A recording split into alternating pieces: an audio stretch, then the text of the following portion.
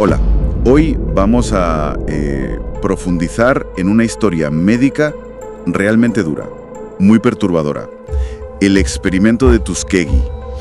Tenemos aquí unos documentos que detallan este estudio, que duró 40 años, entre 1932 y 1972, y lo llevó a cabo el Servicio de Salud Pública de Estados Unidos. Sí, así es.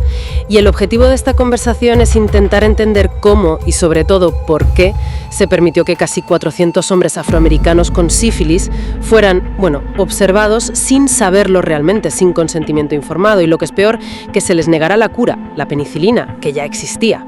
Las consecuencias fueron terribles. Vamos a ver el contexto, las faltas éticas que son gravísimas y el legado que esto ha dejado. Pues sí, empecemos por el principio. Estamos en 1932, condado de Macon, en Alabama, una zona rural con mucha pobreza y la mayoría de la población afroamericana. Exacto. Y ahí reclutan a 600 hombres. De ellos, 399 tenían sífilis, pero en estado latente. Se les dijo que tenían mala sangre. ¿Qué era eso de mala sangre exactamente? Pues mala sangre, era un término muy popular en la época, pero muy vago. Se usaba para un montón de dolencias.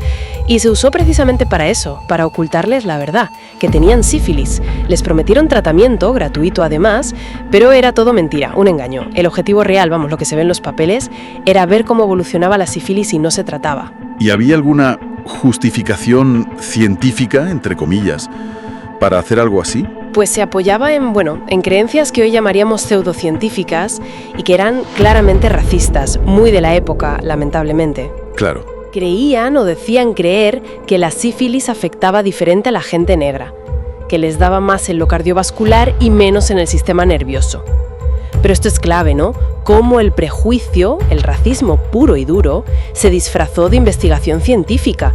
No había base real para eso, era una excusa para no tratarles. O sea que, a diferencia de otro estudio parecido que hubo en Noruega, y en el que parece que se inspiraron, aquí se ocultó el diagnóstico desde el minuto 1. Desde el principio, sí. Pero lo que más cuesta entender quizá es que siguieran con esto incluso cuando ya había una cura efectiva.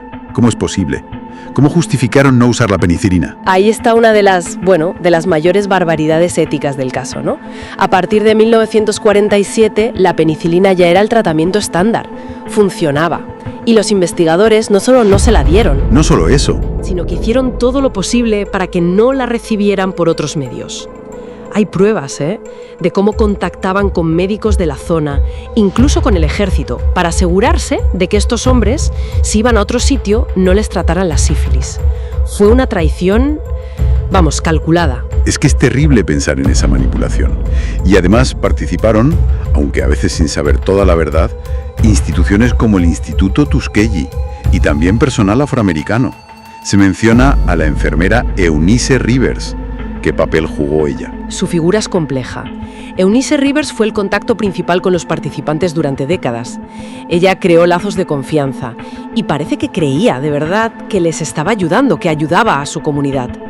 Pero no era consciente, o al menos no del todo, de la magnitud del engaño del que formaba parte. Ya. Incluso las autopsias, que para los investigadores eran cruciales para ver los efectos de la sífilis en el cuerpo, pues se presentaban de una forma muy cínica como un beneficio. ¿Un beneficio? Sí, porque el estudio, decían, cubría los gastos del funeral. Una forma terrible de conseguir los datos que querían. Las consecuencias humanas son demoledoras. Los documentos hablan de como mínimo 28 muertes directas por la sífilis. Sí. Otras 100 por complicaciones, 40 esposas infectadas, 19 niños nacidos con sífilis congénita. Es que el impacto en las familias en generación es brutal. Brutal. Y lo increíble es que a pesar de todo esto, de las muertes, del sufrimiento que se acumulaba año tras año, el estudio siguió. Décadas. Incluso pasó revisiones éticas internas en los años 60 que de forma inexplicable dijeron que podía continuar. No fue hasta 1972 que todo salió a la luz. Exacto, Peter Buxton. Y luego la periodista Jean Heller, que lo publicó en periódicos importantes como el Washington Star, el New York Times. ¿Y qué pasó entonces? Supongo que se montó un escándalo. Un escándalo enorme, sí. La indignación fue inmediata, masiva, a nivel nacional y también fuera de Estados Unidos. El gobierno no tuvo tuvo más remedio que parar el estudio ese mismo año, en 1972. Y luego vinieron las consecuencias legales, ¿no? Sí, en 1974 hubo una demanda colectiva. Se llegó a un acuerdo de $10 millones para los supervivientes y las familias, y mucho después, en 1997, Bill Clinton pidió perdón oficialmente en nombre del gobierno. Para entonces, solo quedaban vivos 8 de los hombres del estudio. 8.